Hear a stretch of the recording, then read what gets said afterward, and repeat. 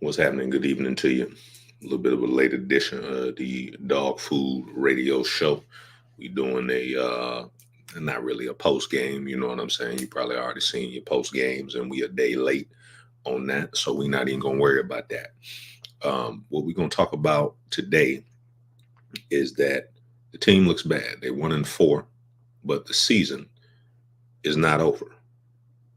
It's not over. There's no need to panic. And I know everybody is saying that the house is on fire, and it's there's no time to panic. And the offense does not look good right now across the board. I can't give nobody no glaring remarks. Nobody can. Defense is still the strength of this team, and even though you at 1-4, you only 2 games back in the division. They still got a lot of time to fix what the issue is. I don't know how long you've been following the show, but I've been saying since the offseason, Stefanski got to give up the play calling. In case you're new to that, I think I got some percentages here real quick. See what you got here. That's not what I want to show. Win percentages. That's what we want to show right here. This is just for the AFC North, in case you're not familiar. From 2020 to 2023, when you score over 20 points, you see that Stefanski is dead last compared to his contemporaries in games that they score over 20 points. You see when he scores under 20 points, he's in third place. What I'm saying, that's below average in each category. You see that it's Tomlin and Harbaugh are the 2 top coaches in the division, in case you ain't been following that. Also, if you haven't been following it, Stefanski's never had a top 15 passing offense, I don't think, in his career. I think the highest has been is like 19th. So all these people talking about he's a brilliant offensive mind, the stats don't prove it, at least passing wise. You understand? Now, what I want to show here is, and why I say that the ceiling, I don't know if you can see the title of the show, the ceiling of this team has been reached. You have 5 years. We're actually going to go back to about 18 or so. I know that's before Stefanski got there, but I'm going to show a graph. 10 years from 14 to 24. We're not even going to count 1999 and all that, because none of that really matters. You know what I'm saying? So we're going to go back 10 years. So let's get that pulled up real quick. Let's hit play on that. So in 2014, you got 7 games right there. 2015, you got 3 games. 2016, as you know, 1 game. 17, no games. 18, what's that? I think that's another 7 games. You got to excuse me, now my eyes want to itch. My bad. Let's see. 19, what you got? 6 games. 20, 11 games. 21, 8 games. 22, what was that? 7 games. And then 23, 11 games. And right now in 2024, they're sitting at 1 game. I don't know why my eyes want to itch now that I go live. So my bad on that. Now, it's not going to let me draw on the screen where y'all can see it. So I wish I was able to show a cursor. But I don't know if we got anybody that invests any stock market people. But if you start at 14 to 17, you got a downward line right there. And then it bounces back up 17 to 18. And then you'll notice if we start from 18 to 23, you basically have a dip, then a peak. You have another dip, and then you have another peak. This 11-game win season right here, that is essentially the ceiling that you have with this team. And you'll know that in both of these 11 win game seasons, they didn't win the division, right? It's going to take you about 12 to 13 wins in this division to win the division. And so if you average out the 7 wins in 18, the 8 wins in 18, no, 7 wins in 18, the 6 wins in 19, 11 wins in 20, 8 wins in 21, 7 wins in 22, 11 wins in 23. That comes out to 8.33. So about 8 wins a season since 18. That's average. It's right at average. If this was a 16-game season, you'd be talking about 8-8. Now, 8-8 is better than 0-16. It's better than 1-15. You understand? But 8 wins on average ain't gonna get it done. You got to find a way to bump that up to 10 to 11 wins on average. And I argue that right now, with the current leadership, with Kevin Stefanski at the head, I think you've seen the ceiling. I think you've seen the ceiling with Andrew Berry. You feel me? His draft picks, they're more missed than hit. You feel me? Kevin Stefanski has had a number one pick in Baker Mayfield, and he's had a carousel of quarterbacks with the consensus among most people saying that Joe Flacco looked the best in his offense. Again, I don't know why my eyes are itching right now. So I don't understand where people say that Kevin Stefanski is this brilliant mind. Yeah, he's a two-time coach of the year, but let's keep it 110%. That's largely predicated on the defense. If you look at the 2020 season, the 2023 season, the defense was playing well. The run game was a little bit better, a lot better, really, because you had a healthier Chubb. You understand? So what Browns fans what they're going to have to do, they're going to have to, number one, temper expectations, because you've never had a Kansas City Chiefs type offense. You've never had that, at least in the past. In the run, you've had that. In the past, you've never had that since 2018. You've never had that. So I don't know where people are getting that from. But I think that the current regime, and really Dorsey before them, they've laid a good foundation. You need somebody that can step in and take you to the next level, whoever that is. I'm not going to throw out no names because really, I don't know. I just be speculating. But I think the Browns have reached that point where I don't think that the offense, because if you look at it on paper, they have the pieces on offense. I still think that the focus in the draft, focus in free agency, the focus even this season, I think they need to make a trade defensively. I really think they need another corner. I really do. I think they need another corner, somebody that is comparable to a Denzel Ward, so that your trio is Ward, whoever the second corner is, and Newsome. I think that'll help bolster the defense tremendously. Linebacker wouldn't hurt either. Maybe another edge wouldn't hurt either. But I think they need another playmaker defensively. And I think that'll do wonders, because right now, to save this season, if you're looking at the sides of the ball, who's going to give you the most immediate returns? It's going to be the defense. The defense is going to give you the most immediate returns. The defense it has the least amount to fix, because if you think about how the offense can't move the ball up and down the field, that is putting more pressure on your defense. Let's pause real quick for break, and we're going to wrap this up. All right, now we back. All right. So as you can see here, again, I wish I could draw on the screen. And really, you can kind of throw out 14 if you like. But 14, downward trend. You're basically getting into a rebuild. 18 was essentially your rebuild. Successful rebuild, if we're looking at that. Then you see you have a peak, you have a dip, then you have a peak. And if they run the table, they push you at 13-4. Right? To make the playoffs, they're going to need 9 wins, probably 10. So 9 wins push you at what? No, 9 wins ain't going to get it done. Probably a wild card, but that's 8 losses. So for them to go 9-8, you got 4 more losses. You can lose 4 more times. So again, it's not over, but they got to fix what I think can or give a boost to what can save the season, and that's going to be the defense, right? And then hopefully, if you can do that, if you can supercharge the defense, that'll allow the offense to play catch up. Now let's just make a couple of comments about the offense. I'm not really gonna tolerate a lot of hate or slander or whatever for really anybody on the team, because I think they all out there busting their ass.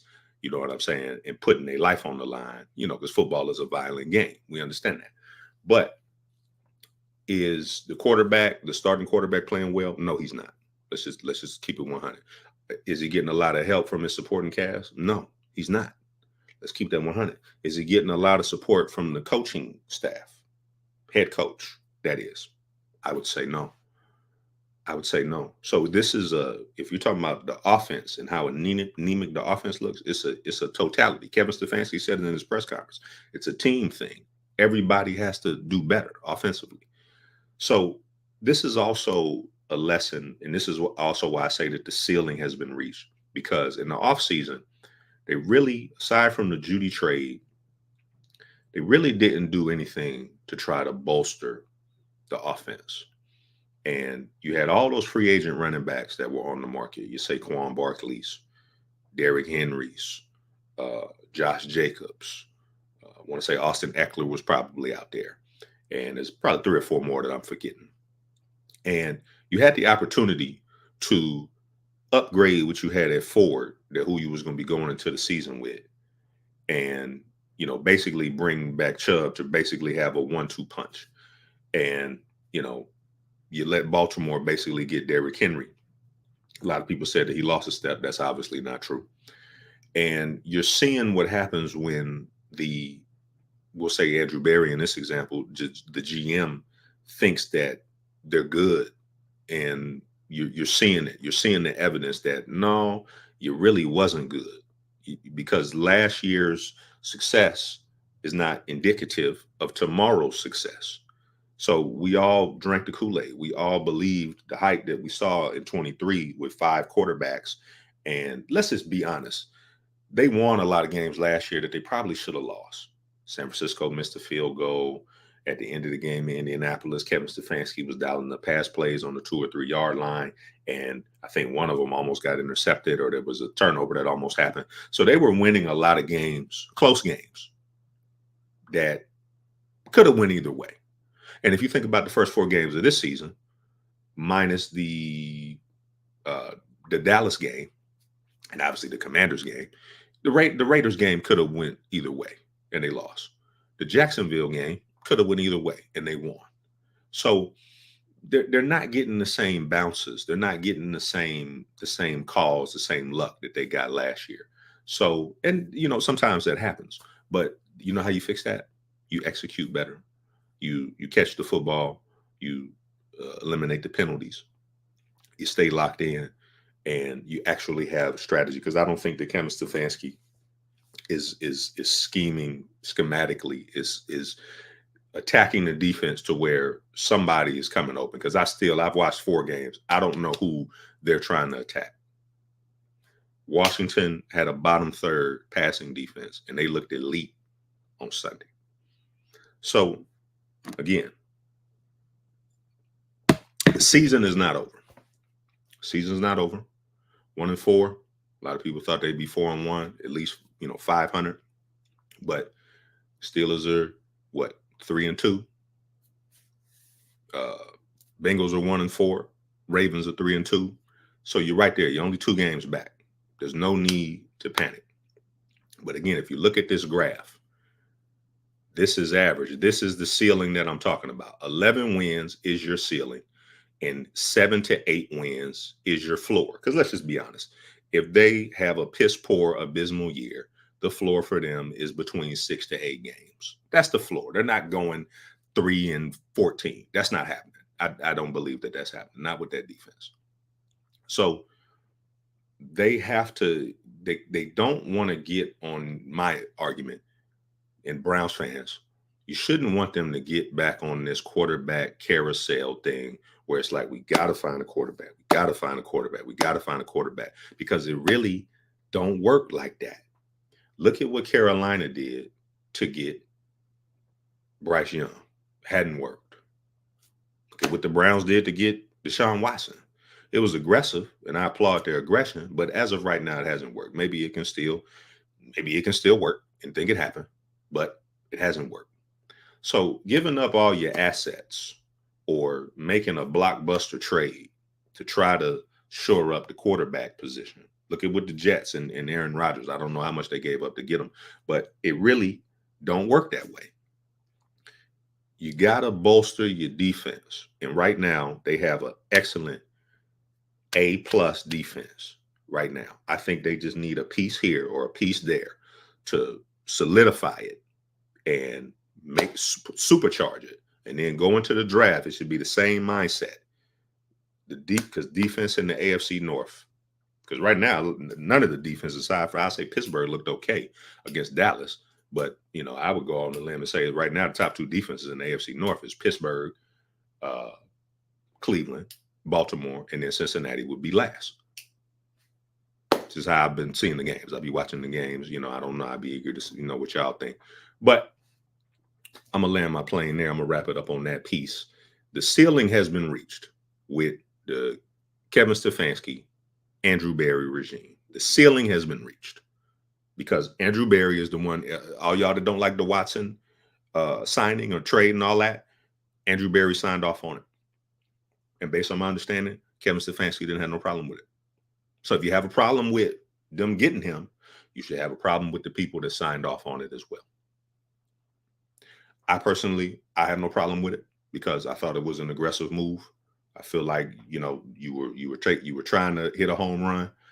Hadn't really worked out right now. But look at Sam Darnold. Look at Baker Mayfield. Sometimes it's just the system. So offensively, they got some work to do. But there's no need to panic. I know it's frustrating and it sucks, but there's no need to panic. This is not one of the worst teams in the league. Because you notice, and I'm gonna wrap this up. We have 16 minutes. You notice that the media doesn't cover the Browns. They waited. They didn't cover the Browns when they beat Jacksonville. They said nothing about it. They really didn't cover them when they lost to the Raiders. I didn't see a lot of segments on it because Sean played decent. They dropped some balls. There was some missed penalties and some, plays that got called back. So they didn't cover that. They waited until they had their worst game of the season because Sunday was their worst game of the season. And now everybody wants to talk about it.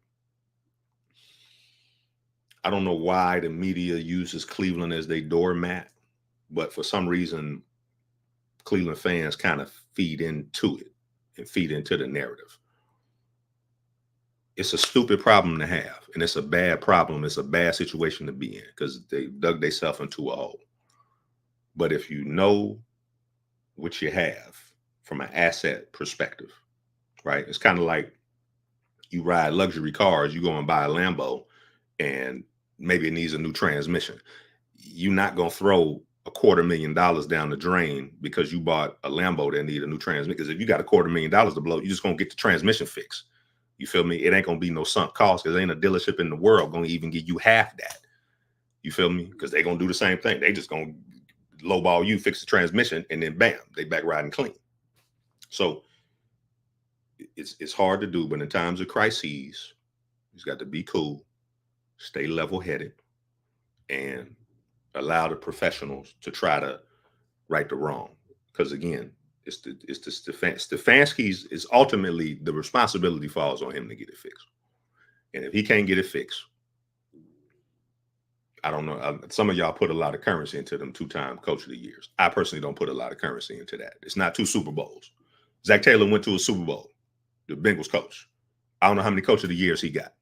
Which one weighs higher? We'll end on that note.